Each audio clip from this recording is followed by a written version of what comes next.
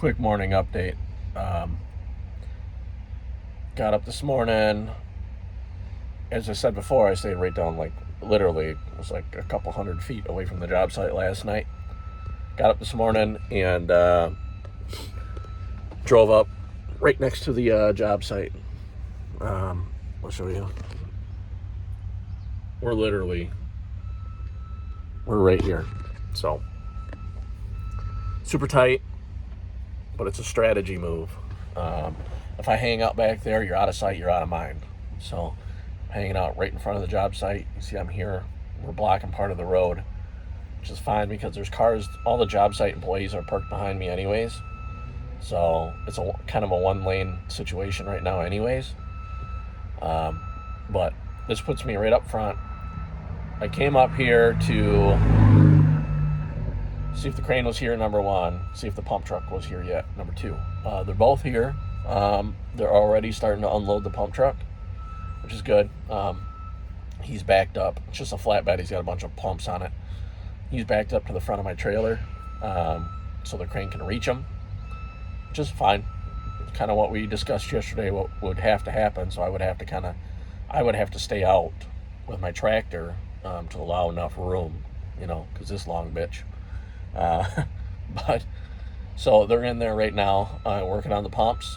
And as soon as I walked in there, the guy goes, we're gonna unload you. I knew you were. I'm not dumb.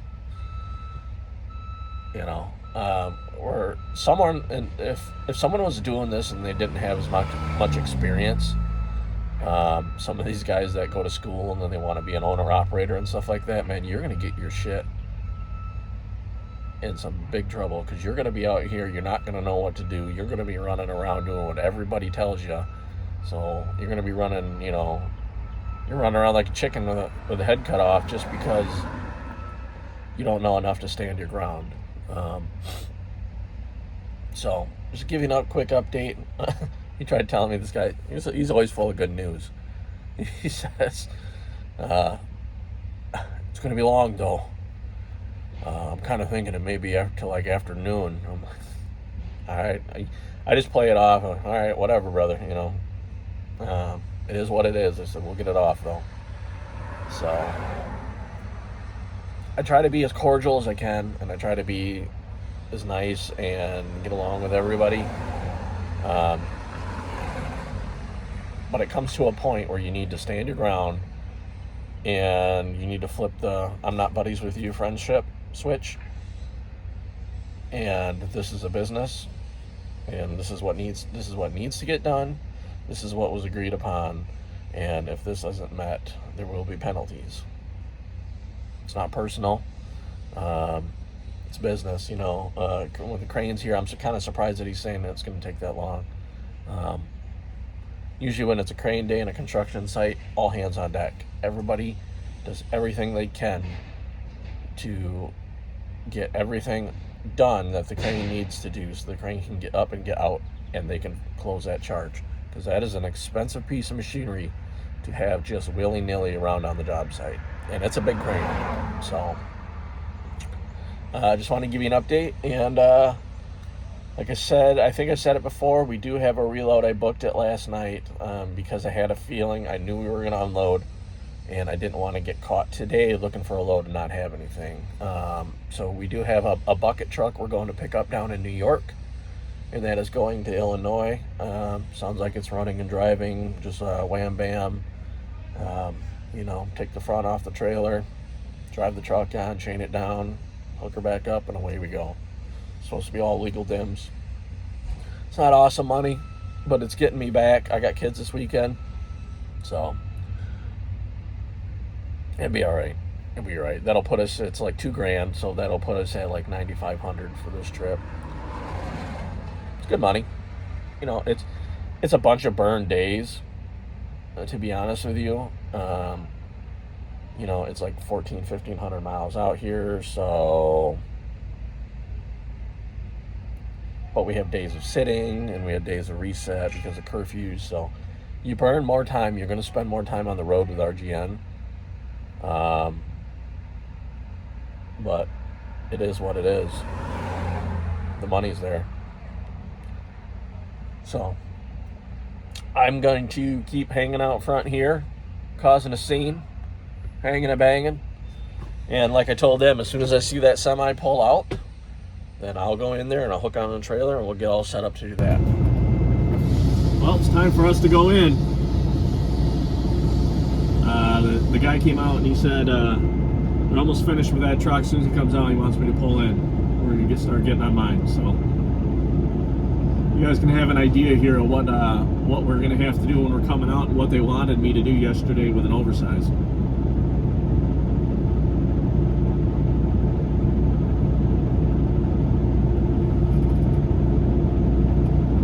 I'll let it run real time. There's a first pull up. He's already doing a pull up.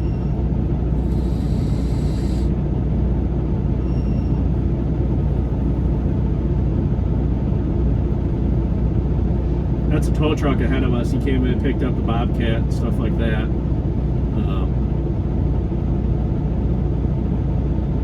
Here comes that flatbed.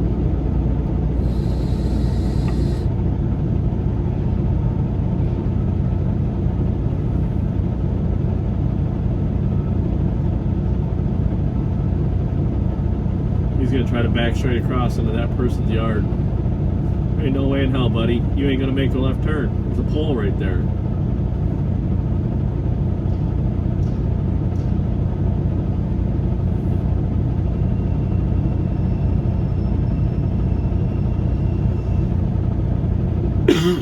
It's tight.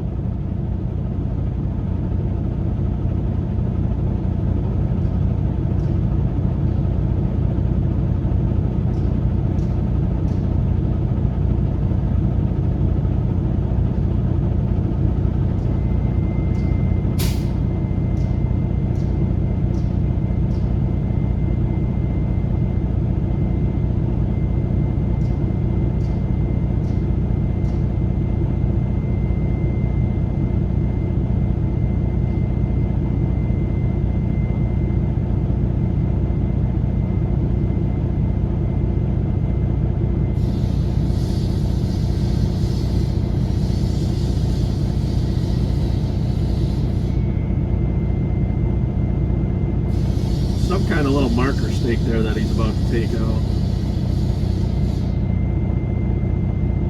Yeah, looks like it's bendable. Must be plastic or something.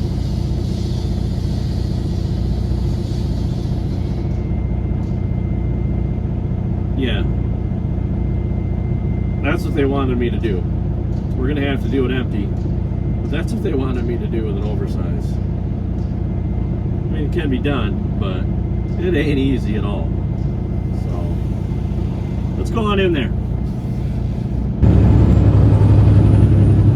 Well, we're going up a snake trail. We've been doing this for the last couple miles. Here we go. Some of these guys are cruising down this thing. Super steep, super windy,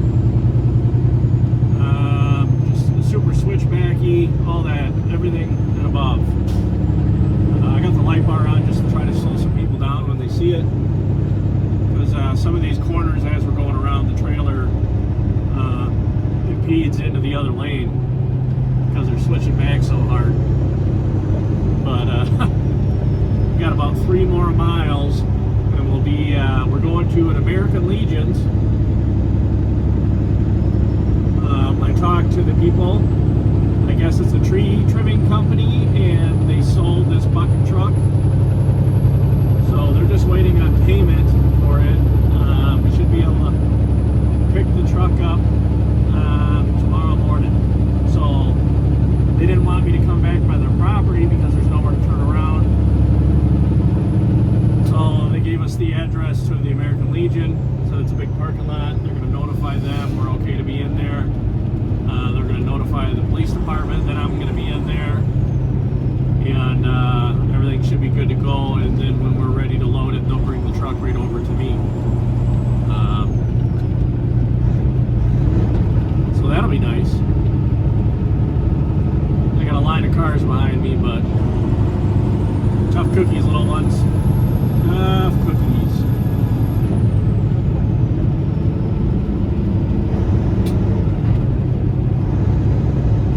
Snake on down through here some more and hang out.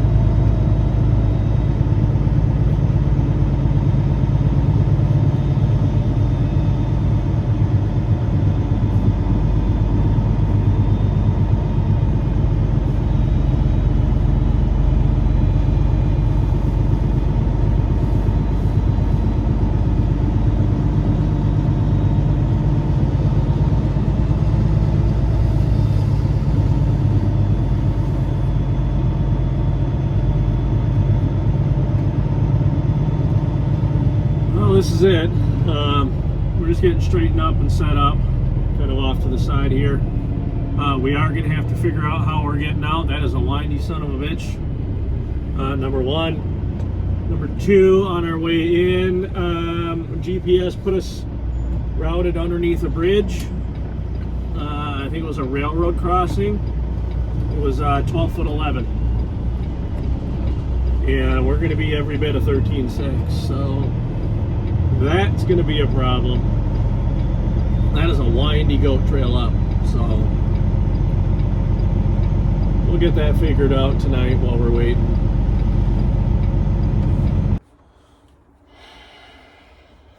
It's one of them weeks, man.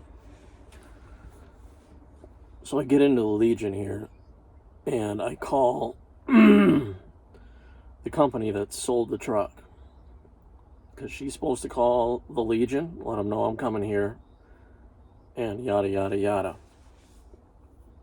When I was on the phone with her earlier, she was, explaining that they're waiting for payment, and that the people that bought the truck told them it was going to be towards the end of the week. And they told her that that's what they told the broker, is when it would need to get picked up towards the end of the week. I told the broker, I immediately, as I was on the phone with her, I texted the broker and told him that exact story, that they're waiting on payment. He said, quote, I can even show you the text, HMM, let me make a call. Okay? So as I'm on the phone with her, he texts me back. He says, yeah, it's going to have to be tomorrow morning. Okay. Fine. So we're planning on anyways. We're driving down here just to kind of get ready. And I get in here. I can't find anybody because I wanted to just make sure somebody did call. And so I call her, the shipper. And she goes, the receiver's still telling me that they've been telling the broker it's going to be the end of the week, that the payment's not coming to the end of the week. And then that's what they've been telling the broker. So I called the broker. And I told him that. And he plays dumb. He said, well, this is news to me. And so then he, let me call him, see what we can do on that. I'll get right back to you. I'm still waiting to find out. I drove about 3 hours to get here. And at this point, I'm not so sure I'm going to sit here for a couple more days for $2,000. So it's one of them weeks. I'm 1,000 miles from home. I am 2 seconds from ripping someone's fucking head off. And I'm pretty sure if he tells me that we're not going to the end of the week, I'm fucking deadheading home. So we'll find out what comes of this. I'm going to give him a little bit more, and if I don't hear anything, I'm going to start blowing his phone up. I don't want to be an asshole, but don't try to fuck me over. You know what I mean? Be truthful. Hey, if it's not ready, it's not ready. I'll find something else. Don't waste my fucking time. So I'll let you know what comes of it. Update. Just got off the phone with the shipper. And it's almost like we're cutting the broker right out of this whole deal. The shipper was talking to the receiver, the person who bought this truck. They're going to go to the bank in the morning. They're from Illinois, so it's going to take a little bit of time. Obviously, 9 o'clock Central Time is 10 o'clock here. They're going to go there. They're going to wire transfer the money tomorrow morning for the truck, and have a notary show like pictures and sign stuff saying that it was done. With all that being done, shipper has agreed, is what they just told me on the phone, has agreed that they will release the truck so I can load up and go. So I'm happy somebody can really hammer this out and get shit done. That's what this week has been, apparently, is just people need to get shit done, and I'm glad to see that was happening. The unload went good for the tanks. It was a quick 20 minutes. I hooked on. I didn't even hook on it. We unchained, we unloaded. I got everything ready up by the truck. I backed the truck underneath, picked up, put all the stuff away in, and boom, boom, worked our way out. I could not back around that corner the way that flatbed did with my axles all the way in the back. He must have been pivoted on the front axle. I was in that guy's yard. I had everything I could, and I was in that guy's yard. The guy that was spotting me even goes, "There's nothing we can do." I said, "Go leave a note on his door. We'll send him a Christmas present." Like, that whole yard's fucked up anyways. You guys are going to need to resod it for that person, so just fucking utilize it and be done with it. You're tripping over fucking $20 to save a penny. Be done with this shit. But I talked to the head GC there too. I said, "You ever figure out what you're doing with these?" He goes, "Yep, they're sending someone down to modify the tanks to what they were supposed to be." Okay. So at least know I wasn't talking shit. I was right on from what I was told. That broker was 100% with me. This broker, and he tried giving me flack too. Apparently we've had some drivers have some issues in the past. And so a lot of these brokers are doing a lot more vetting, and they're pulling that up, and he's asking me questions about it. And I'm like, "Listen, bud, I'm an owner-operator with the company. I have no idea who this driver is you're talking about. I have no idea if they're still here. 99.99%, they are not. If you get caught speeding here, your truck's getting cut speed, and you get it one more time, I'm pretty sure you're getting fired." They're pretty quick. Safety guys are pretty on top of that, trying to keep that score down. But shit from years ago comes up, makes it harder for me to book loads. And this broker was like trying to give me some flack and say he's got to get it approved for him to work with us. And I'm like, all right, but now you're dealing with this bullshit. Motherfucker, I should be approving your ass to work for me. You're a shitty ass. This is a shitty ass service. Fucking bee trying to get in my window. I ain't talking sweet to you, bitch. Get out of here.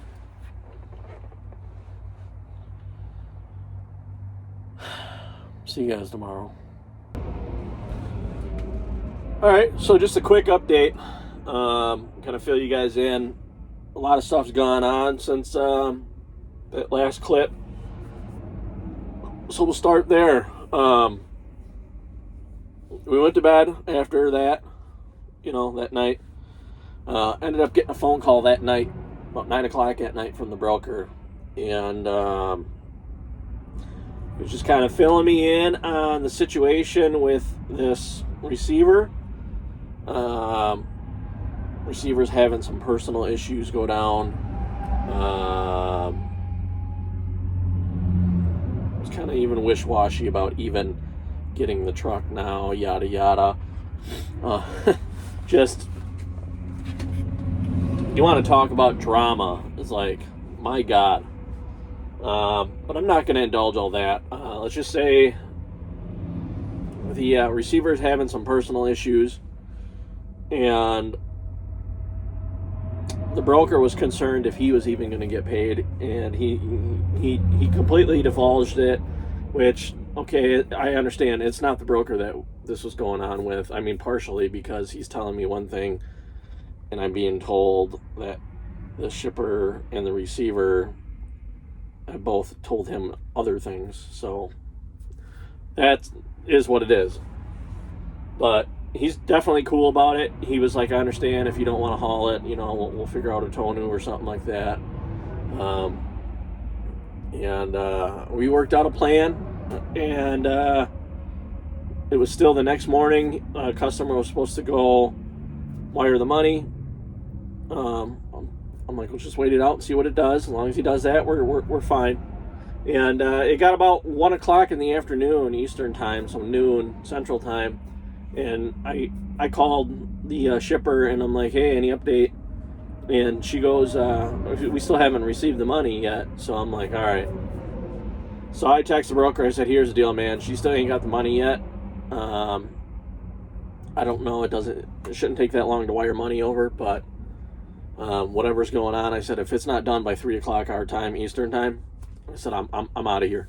I'm putting this truck in the wind. I'm washing my hands of this deal. And he's like, I understand. So he's been 100% cool about it. And he's thanked me for being so, he said, man, he goes, you're cooler than most of the truck drivers. He goes, most of them are just jerks about, if you get into a situation like this, they turn into assholes. I'm like, well, it is what it is, You're not going to get anywhere by being a jerk. But there is a time where you need to draw that line, and that's where I drew that line and said, hey, this isn't done by this time. I'm done. I'm out of here, man. I'm not wasting any more time. So once he texted me back and said he understands, and within about 20 minutes, he sends me another text, says she's got the money, or so the customer said she has the money, it's wired over, and we should be hearing from them soon. Within 10 minutes of that, the truck was pulling into the parking lot where I was at. So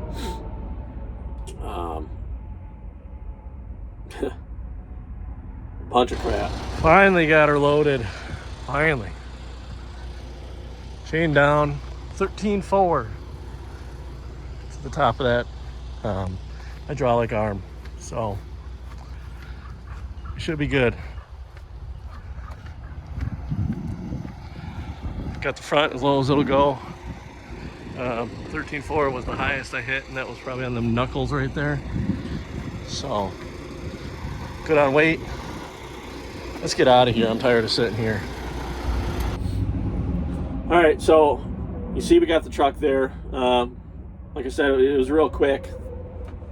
The guy swung in. He's like, I'm going to go throw some fuel in it quick. I'll be right back. I'm like, all right, cool. I took the neck off and got her opened up. We just boom, boom, backed her up on. Aired her up, chained her down. She's 13.4 tall. Easy peasy load. We cruised. We hauled ass yesterday. Pushed and pushed and pushed. We made it into Ohio before I just got too tired because I was up all day waiting for this load, It's not like... That's what people don't understand is you're up all day waiting on a load. That's wearing you down just doing that. We pulled into this rest area here in Ohio, and it was so jam-packed full. I had to park on the ramp. And I do not like doing that. number one. You want to talk about not getting any damn sleep? The trucks that come by here, flying by here, you might be able to hear them. I mean, like, that's all I could hear all night long. It was just truck after truck after truck after truck. Some guy, I could tell some guy had a blown tire. He'd come by dragging rim. I heard it. I see the rubber on the road. That was louder than snot. But we got about 6 hours today. We're going to push out of here, push straight through. We should get to the receiver around 2 or 3-ish. It's like in north central Illinois. It's only about 2 hours from home, give or take. So we're going home tonight. So that'll be it for this one. I'm not going to video record that because that's going to be a wham bam, I'm out of here, sign the paperwork, good riddance type of deal. Positive side note, the broker did ask me, he goes, hey, I did talk to the receiver. I did tell him you've been 100% cool with this whole situation.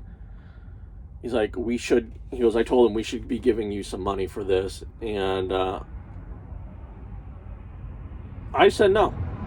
I refused money from the broker. You want to talk about a cool fucking truck driver? I said no. Don't even worry about it. I don't want no more money. Straight up. And because he was willing to redo a rate con and everything. I'm like, nope.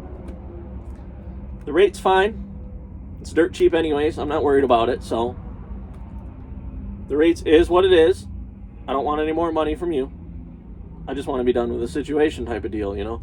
And he's like, well, I told the broker, and then the broker said that, well, I told the guy that he could probably tip you or something.